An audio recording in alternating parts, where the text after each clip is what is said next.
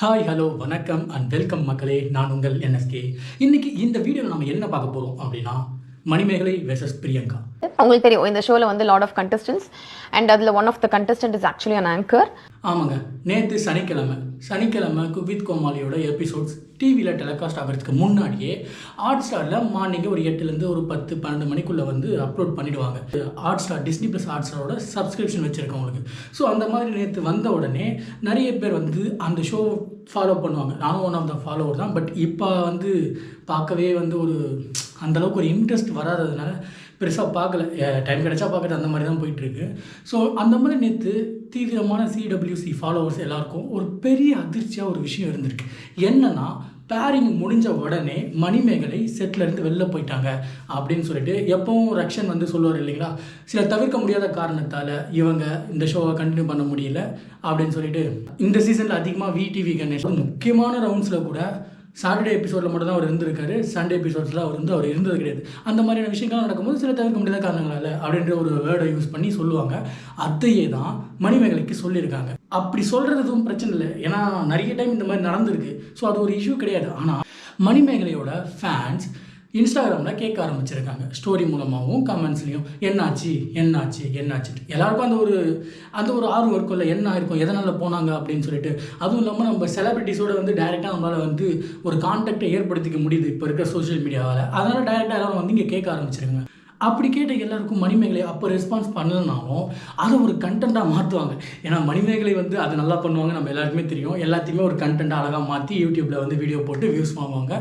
So அதையே தான் இப்போவும் பண்ணியிருக்காங்க. என்ன பண்ணியிருக்காங்க அப்படின்னா, நேற்று ஒரு 5 மணிக்கிட்ட ஈவினிங் ஒரு 5 மணிக்குள்ளே ஒரு வீடியோ அப்லோட் பண்ணியிருக்காங்க. எதனால் அவங்க அந்த தவிர்க்க முடியாத காரணத்தால் வெளில போனாங்க அப்படின்னு அனௌன்ஸ் பண்ணாங்க இல்லைங்களா, அந்த தவிர்க்க முடியாத காரணம் என்ன அப்படின்றத ரிவீல் பண்ணியிருக்காங்க. ஆக்சுவலி என்ன மேட்டர்னா, அந்த மாதிரி தவிர்க்க முடியாத காரணங்களால் இன்னைக்கு ஷோவில் கலந்துக்கல அப்படின்னு தான் சொல்லுவாங்க. இதுக்கப்புறம் ஷோலையே கலந்துக்க மாட்டாங்க அப்படின்னு இது வரைக்கும் சொன்னதில்லை. பட் மணிமேகலைக்கு அது நடக்க போகுது. ஏன்னா அதுதான் அவங்களோட கடைசி ஷோ. அதாவது சிடபிள்யூசியை அவங்க குவிட் பண்ணிட்டாங்க. எதனால அவங்க குவிட் பண்ணாங்க அப்படின்றத வீடியோவை கண்டினியூ பார்த்து தெரிஞ்சுக்கங்க. மணிமேகலை அவங்களோட யூடியூப் சேனலில் அந்த வீடியோவை போட்டதுக்கப்புறமா அது வைரல் ஆகிடுச்சு. நிறைய ஃபேன்ஸ் அதை பார்த்துட்டு அதை பற்றி பேச ஆரம்பிச்சிட்டாங்க. ஸோ அந்த வீடியோவில் மணிமேகலை என்ன சொல்லியிருக்காங்க அப்படின்றத பார்க்கலாம். இது வரைக்கும் சீசன் 1லேருந்து 4 வரைக்கும் இருந்த ஷோவோட ஃபார்மட் வேறு அண்டு சில விஷயங்கள் எல்லாம் வந்து அப்படியே இந்த சீசன் 5ல் மாறிடுச்சு. குறிப்பாக வெங்கடேஷ் பட் இந்த சீசனில் இல்லை. அவரோட இழப்புன்றது ஒரு பெரிய ஈடியாக இருக்குது. ஏன்னா அவரோட ஸ்பீச், அவர் பேசக்கூடிய விஷயங்கள் அண்ட் அவர் சொல்லக்கூடிய அந்த வார்த்தையோட அந்த பவர் இருக்குது பார்த்தீங்களா, அது எல்லாமே வந்து நிறைய பேர் டைரெக்டாக கனெக்ட் பண்ணி அவரை வந்து ரொம்ப பிடிச்ச ஒரு செலிப்ரிட்டியாக இப்போ மாற்றி வச்சுருக்கு. அவரோட அந்த மோட்டிவேஷ்னல் ஸ்பீச்சுக்கு நிறைய பேர் இங்கே வந்து ஃபேன்ஸ் இருக்காங்க. ஸோ அந்த மாதிரிலாம் இருந்து இந்த மீடியா மிஷன்ஸ் அப்படின்ற அந்த ஒரு ப்ரொடக்ஷன் கம்பெனி வந்து விஜய் டிவிலேருந்து வெளியில் போயிட்டாங்க. ஸோ அவங்கக்கிட்ட தான் வந்து சூப்பர் சிங்கர், அதுக்கப்புறம் இந்த குக் வித் கோமாளி மாதிரியான ஷோலாம் வந்து ப்ரொடக்ஷன் பண்ணிருந்தாங்க. இப்போ அவங்க வெளியில் போனது சிடபிள்யூசியோட ஒரு டவுன்ஃபாலுக்கு முக்கிய காரணமாக அமைஞ்சது. ஸோ இந்த மாதிரி வெங்கடேஷ் பட் அண்ட் அந்த ஒரு ஃபார்மெட்லாம் மாறினதே பெருசாக அந்தளவுக்கு ஒரு இன்ட்ரெஸ்ட் எனக்கு ஏற்படுத்தல. அதனால் வந்து ரெகுலராக ஃபாலோலாம் பண்ணலை. சரி, அப்பப்போ டைம் கிடைக்கும் போது இல்லை போர் அடிக்கும் போது அப்படி பார்க்கலாம் அப்படின்ற மாதிரி தான் பார்த்துட்டு இருந்தேன். அது மட்டும் இல்லாமல் இந்த கண்டென்ட்ன்ற பேரில் நான் மக்களை சிரிக்க வைக்கிறேன்ற பேரில் ரொம்ப மோசமான சில விஷயங்கள்லாம் பண்ணிகிட்டு இருந்தாங்க. எல்லாமே 18+ ஜோக்ஸ் ஆகும், டபுள் மீனிங் ஜோக்ஸ் ஆகும். கொஞ்சம் ஒரு மாதிரி தான் இந்த ஷோ போயிட்டு இருந்ததுன்னு எனக்கு மட்டும்தான் தோணுச்சா இல்லை உங்களுக்கும் தோணுச்சான்னு கமெண்ட்டில் சொல்லுங்கள். ஓகே, இப்போ மணிமேகலை வெர்சஸ் பிரியங்காக்குள்ளே என்ன நடந்துச்சு அப்படின்றத பார்க்கலாம். ஃபர்ஸ்ட்டு பிரியங்கா வந்து ஒரு ஆங்கர், அதுவும் பல வருஷமாக விஜய் டிவியில் இருக்கக்கூடிய ஒரு ஆங்கர் அப்படின்னு நம்ம எல்லாருக்குமே தெரியும். அவங்க எந்த அளவுக்கு ஃபேமஸ் அண்ட் அவங்க எந்த அளவுக்கு பேசுவாங்க அப்படின்னு தெரியும். அது மட்டும் இல்லாமல் அவங்களோட இன்னொரு சைடை நம்ம வந்து பிக் பாஸ்லேயும் பார்த்துருக்கோம். அவங்க பிக் பாஸில் கண்டஸ்டண்ட்டாக இருக்கும்போதும் இப்படின்ற மாதிரியான சில விஷயங்களும் நமக்கு வந்து அந்த பிக் பாஸ் மூலமாக தெரிய வந்துச்சு. Manimegalai cook with Comali first சீசன்லேருந்தே இருக்காங்க. என்ன அவங்க வந்து கோமாளியாக இருந்தாங்க, ஓகேங்களா. ஃபர்ஸ்ட் சீசன்லேருந்து 4வது சீசனோட ஆஃப் த சீசன் வரைக்கும் அவங்க வந்து கோமாளியாக தான் இருந்தாங்க. பட் அவங்க வந்து ஒரு விஜே, அதுவும் 2010லேருந்து அவங்க ஆங்கரிங் பண்ணிகிட்டு இருக்காங்க, வீடியோ ஜாக்கியாக இருக்காங்க. அப்படின்னும் போது அவங்களுக்கு அதுதான் வந்து தேவை. அவங்க வந்து ஒரு விஜேவாக தான் இருக்கணும் அப்படின்னு ஆசைப்பட்றாங்க. பட் அப்படி இருந்தும் அவங்கள வந்து குக் வித் கோமாளியாக யூஸ் பண்ணிகிட்டு இருக்காங்க. அதையும் அவங்க வந்து அவங்களோட ஃபுல் எஃபர்ட்டை போட்டு உண்மை அதை வந்து நம்ம அக்செப்ட் பண்ணி ஆகும். என்ன தான் வந்து புகழ் மாதிரியான ஆட்கள், புகழ், பாலா, அதுக்கப்புறம் குரேஷிலாம் வந்து காமெடி ஜோக்ஸ் வந்து கிராக் பண்ணி, அதுக்கப்புறம் வந்து அடித்து இந்த மாதிரி வந்து மக்களை என்டர்டெயின் பண்ணால், மணிமேகலை அவங்களுக்குன்னு ஒரு தனிப்பாதையை சூஸ் பண்ணி அழகாக கலாய்க்கிற மாதிரியோ இல்லாட்டி வந்து அவங்களே அசிங்கப்படுத்திக்கிற மாதிரியோ இந்த மாதிரியான வந்து மக்களை சிரிக்க வைக்க அவங்களால முடிஞ்ச எல்லா எஃபெக்ட்டையும் வேறு லெவலில் போட்டுட்டு இருந்தாங்க. அப்படின்றது வந்து தவிர்க்க முடியாத, மறக்க முடியாத உண்மை. அதை வந்து நம்ம அக்செப்ட் பண்ணியே ஆகும். அப்படியெல்லாம் அவங்க வந்து கஷ்டப்பட்டு சில விஷயங்களை பண்ணும்போது இப்போ அந்த 4வது சீசனில் தான் வந்து அவங்களுக்கு ஆங்கர் ரோல் வந்து கொடுக்குறாங்க. அதை தொடர்ந்து 5வது சீசனில் ஸ்டார்டிங்லேருந்து ரக்ஷனும் மணிமேகலையும் சேர்ந்து தான் வந்து ஆங்கரிங் பண்ணிட்டுருக்காங்க. அப்படி இருக்கும்போது கண்டஸ்டண்ட்டாக வந்த பிரியங்கா சும்மா இருக்காமல் நடுவில் வந்து பேசுகிறது, இல்லாட்டி ஆங்கர் பண்ண வேண்டிய வேலையை இல்லை ஆங்கருக்கு கொடுத்துருக்கக்கூடிய அந்த ஒரு வேலையை அவங்க செய்கிறதுக்கு முன்னாடியே இவங்களுக்கு வந்து எக்ஸ்பீரியன்ஸ் இருக்குன்றதுக்காகவும் அண்டு இவங்களுக்கு தெரியுன்றதுனாலையும் அண்டு எப்படி பேசணும் அப்படின்ற ஒரு விஷயம் இவங்களுக்கு புரியுன்றதுனாலையும் இவங்களால வந்து சும்மா இருக்க முடியாமல் வந்து பேசுவாங்க. நடுவில் வந்து இன்டரப்ட் பண்ணிட்டு இருப்பாங்க. இது வந்து நிறைய எபிசோட்ஸில் இது நடந்திருக்கு.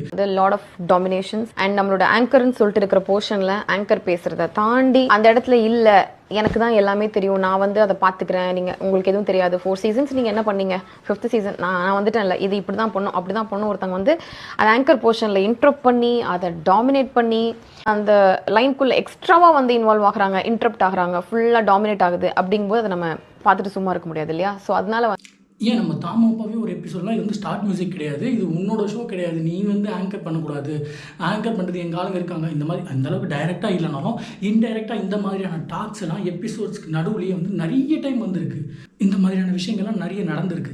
ஸோ இதையெல்லாம் மீன் பண்ணி மணிமேகலை அந்த வீடியோலையும் அதுக்கப்புறம் அவங்க போட்டிருக்கக்கூடிய சில பதிவுகள்லையும் என்ன சொல்லியிருக்காங்க அப்படின்னா, இந்த மாதிரி நான் 2010 விஜேவாக இருக்கேன், ஆங்கரிங் பண்ணிகிட்ருக்கேன், எங்களோட வேலையை எங்களை பண்ண விடுங்க, நீங்கள் வந்து ஒரு லீடிங் ஆங்கர்ன்றதுனாலையும் நீங்கள் பல வருஷமாக இந்த சேனலில் இருக்கீங்க அப்படின்றதுனாலையும் நீங்கள் எப்போ வேணாலும் குறுக்க வந்து என்னோடய வேலையை வந்து செய்ய முடியாத அளவுக்கு உங்களால் தடுக்க முடியாது, நீங்கள் இன்டரப்ட் பண்ணுறீங்க அப்படின்ற மாதிரியான விஷயங்களை அவங்கக்கிட்டே டைரெக்டாக சொன்னதாகவும் அண்டு ப்ரொடக்ஷன் சைட்லேயும் வந்து சொல்லி இதை வந்து கண்ட்ரோல் பண்ண சொல்லுங்கள் அப்படின்ற மாதிரி சொன்னதாகவும். உங்களுக்கு தெரியும் இந்த ஷோவில் வந்து லாட் ஆஃப் கண்டஸ்டன்ஸ் அண்ட் அதில் one of the contestant is actually an anchor. இந்த ஷோவில் வந்து அவங்க கண்டஸ்டன்ட், பட் இந்த ஷோவில் அவங்க கண்டஸ்டண்ட்டாக இல்லாமல் நிறைய விஷயங்கள் வந்து உள்ள இன்வால்வ் ஆனாங்க. ஐ இன்ஃபார்ம் த டீம் லைக் இது மாதிரி போயிட்டுருக்கு, விச் இஸ் நாட் குட், நீங்கள் என்னென்னு பாருங்கள் அப்படிங்கிற அந்த ஒரு கன்சர்னை நான் வந்து சொல்லியிருந்தேன். ப்ளஸ் அவங்களுக்குமே அது தெரியும், நிறைய இடங்கள்லையும் வந்துட்டு இன்டெரக்டாக சொல்லியாச்சு. பட் ஸ்டில் அதோட இன்ட்ரப்ஷன்ஸ் என்னால் என்னோடய வேலையை செய்ய முடியல அப்படின்ற மாதிரியான ஒரு மன கஷ்டத்துக்கு வந்து அவங்க தள்ளப்பட்டிருக்காங்க. அண்ட் அவங்க வார்த்தைக்கு வார்த்தை சொல்கிற ஒரு விஷயம் என்னென்னா செல்ஃப் ரெஸ்பெக்ட். என்னோட செல்ஃப் ரெஸ்பெக்டை இழந்து நான் இது வரைக்கும் எதையும் பண்ணது கிடையாது, அது எவ்வளோ முக்கியமான விஷயமா இருந்தாலும் நான் என்னோட செல்ஃப் ரெஸ்பெக்ட்டுக்கு தான் வந்து ஃபர்ஸ்ட் பிளேஸ் கொடுப்பேன். அது எல்லாத்த விட ரொம்ப ரொம்ப முக்கியம் செல்ஃப் ரெஸ்பெக்ட். அதை தாண்டி வர எதுவுமே முக்கியம் கிடையாது. அதை விட்டுட்டு ஒரு விஷயத்தில் நம்ம இருக்கணும், அதை நம்ம பண்ணணும், அதை விட்டாவது நம்ம அந்த ஒரு விஷயத்த ஷோவை பிடிக்கணுமோ இல்லை பணம் வரணுமோ அப்படின்னு பார்க்குற ஒரு கேரக்டரே கிடையாது. அட் எனி காஸ்ட் எவ்வளோ ஸ்ட்ரகிள் வந்தாலும் சரி, தட் இஸ் வெரி இம்பார்ட்டண்ட். அது ஒரு விஷயம் அப்படின்னா அப்படி சுருன்னு ஒரு ஷார்ட் டெம்பர் மூடுக்கு நான் வந்து போயிடுவேன், அப்படி ஹை பிச் லெவலில் நான் வந்து போயிடுவேன். ஸோ எனக்கு மற்ற எல்லாமே செகண்டரி தான். அது எவ்வளோ பணம் வரக்கூடிய விஷயமா இருக்கும், அது எவ்வளோ பெரிய ஷோவாக இருக்கும், என்னவா வேணால் இருக்கலாம், ஆனால் என்னோட செல்ஃப் ரெஸ்பெக்ட் தான் எனக்கு ரொம்ப முக்கியம் அப்படின்ற மாதிரியான விஷயங்களை வந்து அவங்க அந்த வீடியோவில் சொல்லியிருக்காங்க. ஸோ அவங்க என்ன ஃபீல் பண்ணுறாங்க, அவங்களுக்கு அங்கே என்ன நடந்தது அப்படின்றது நம்ம யாருக்கும் தெரியாது, ஏன்னா அது எதுவுமே நம்மளால் வந்து லைவில் பார்க்க முடியாது. அப்படின்னும் போது இது அவங்க என்ன ஃபீல் பண்ணியிருக்காங்க அப்படின்றத சொல்லியிருக்காங்க. இதை ஒரு பக்கமாக எடுத்து வச்சுட்டாலும் ஏன் இதையே மணிமேகலை எத்தனையோ டைம் பண்ணியிருக்காங்க அப்படின்னு எனக்கு மட்டும் தோணுதா? அவங்க இதுக்கு முன்னாடி கோமாலிஸாக இருந்தப்ப ஃபர்ஸ்ட் சீசனில் நிஷா, ஓகேங்களா, நிஷாவும் ரக்ஷனும் ஆங்கர்ஸாக இருந்தாங்க. அப்படி இருக்கும்போது எத்தனையோ முறை நிஷாவோட இடத்துக்கு மணிமேகலை வரணுன்றதுக்காக நான் ஆங்கர் இருக்கும்போது நீ எப்படி ஆங்கராக இருக்கலாம் அப்படின்ற மாதிரியான ஜோக்ஸ் மாதிரியான பல விஷயங்களை வந்து பண்ணியிருக்காங்க, கண்டென்ட்டாக பண்ணியிருக்காங்க. பட் அதெல்லாம் ஏன் அது இல்லாமையே, அது மட்டும் இல்லாமல் அடுத்தடுத்த சீசன்களையும் நிறைய டைம் வந்து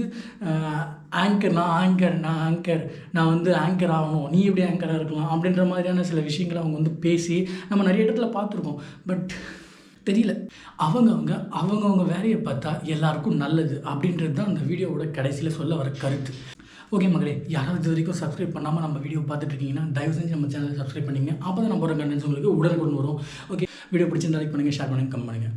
மீண்டும் அடுத்த வீடியோ உங்களுக்கு சந்திக்கிறேன். அதுவரை உங்களிடமிருந்து நான் உங்களை NSK.